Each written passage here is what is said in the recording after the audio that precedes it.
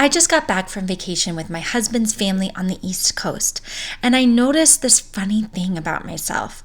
I totally did not know how to talk to them about my business. And I know that many other online business owners relate to the feeling of trying to explain their work and getting blank stares. So in this episode of the Support Squad podcast, I'm sharing the strategies I've learned to feel more confident when talking to people about my business. Let's get started. You're listening to the Support Squad podcast, where virtual assistants come together to share their best business tools and tips.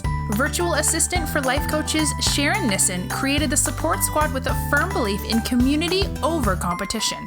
Whether you're a new virtual assistant looking for advice on how to get started, or an established virtual assistant looking to expand your skills and invite even more abundance into your career, you're in the right place.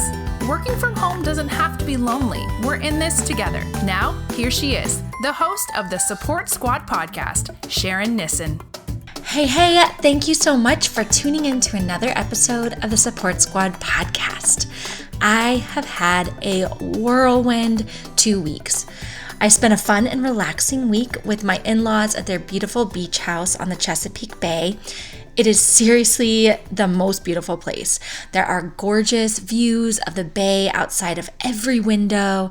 There's a pool for swimming. There are kayaks and canoes for boating and a dock for crabbing. Yes, we ate fresh steamed crabs, crab cakes, and crab pie the whole time we were there. Then we came home and I unpacked my suitcase from the beach and immediately packed it for Vegas. And here's the story behind that. As many of you know, I moved from Las Vegas to Dallas in February. Well, before that, back in December, my mom, sister, and I bought tickets to see Hugh Jackman's concert with the plan for them to stay at our house in Las Vegas the weekend of the show. Then just a few weeks after we bought the tickets, my mom was shockingly diagnosed with a rare form of lung cancer, and life basically turned upside down. Rob and I made the decision to move to Dallas to be close as she began treatments, and we weren't sure if she'd be able to travel to go to the concert in Las Vegas. But here we are 6 months later, and my mom is seeing incredible results from her chemotherapy and immunotherapy. So we decided to take a girls' trip back to Las Vegas to celebrate and see the Hugh Jackman concert. It was a really special and fun trip, and I honestly just feel so grateful.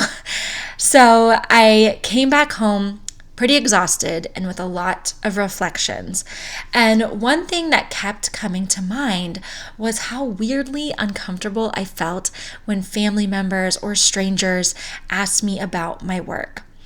Now, to be clear, after a lot of practice, I feel very comfortable and confident about explaining my work as a virtual assistant.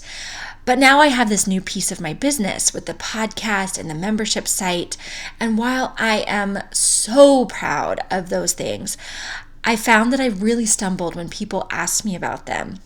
And as someone who literally hosted a Biz Confidence challenge not too long ago, I realized that I definitely needed to get myself together. So by the end of the trip, I'd worked out some great ways to come across as much more confident when describing my business, and I want to share them with you all. So number one is to have an elevator speech. And I know I've talked about this on the podcast before, but I feel that it's really important to reiterate here. So an elevator speech is simply a quick way to tell someone what you do in 30 seconds or less. And while I perfected my virtual assistant elevator speech long ago, I was really put on the spot when it came to describing the Support Squad to people. So here it is, after many awkward stumbles, my brand new elevator speech. I help virtual assistants build, grow, and up-level their businesses through a weekly podcast and a monthly membership community that includes live video coaching calls and training videos from guest experts. Pretty good, right? I usually have to do a little bit of explaining after I give that little speech because some people still don't know what a virtual assistant is, or they aren't familiar with online learning like I'm doing in the Support Squad membership community. But having that solid speech gives me the confidence to at least start the conversation without belittling my business by saying things like, oh, I have this little podcast, or oh yeah, I started this little project with a membership community. Because when I say things like that about my business, I'm not only not giving myself the credit I deserve, I'm actually confusing people because they're like, wait, is this a real thing? So having that elevator speech just helps me to be more clear.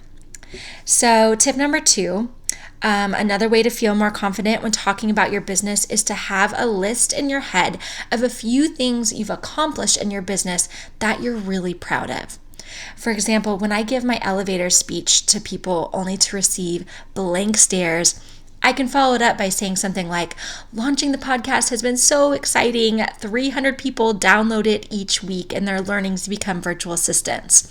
Or I can say something like, I had 30 members sign up for my new membership site within the first week of it opening.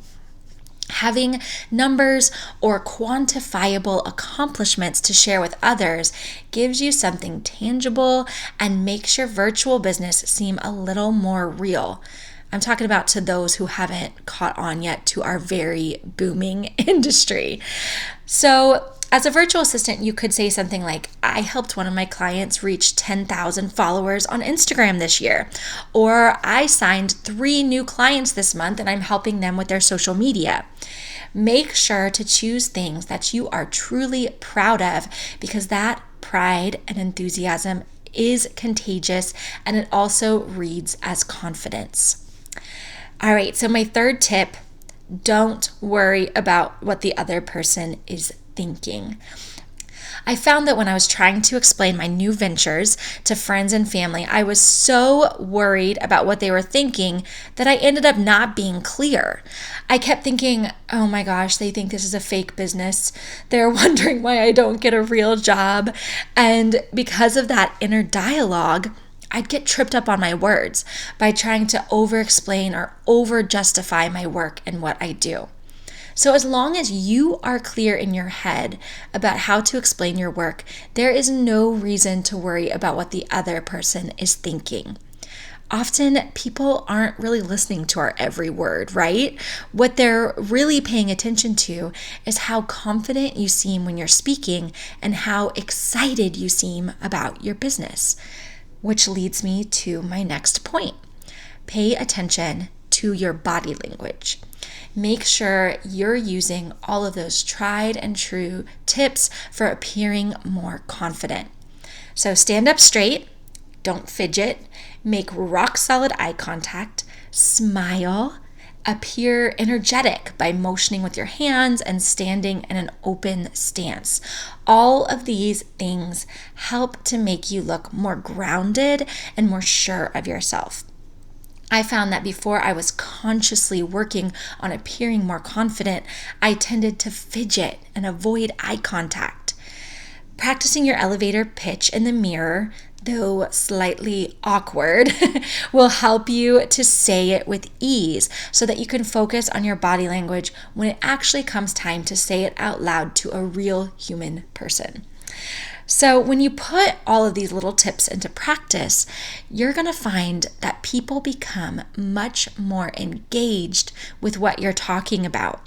If you seem excited and confident about your business, they might get excited thinking about how they can support you by hiring you or referring you to a friend. Remember, your business is something to be proud of. And just because someone hasn't heard of a virtual assistant and doesn't totally understand what you do, doesn't make your work any less legitimate.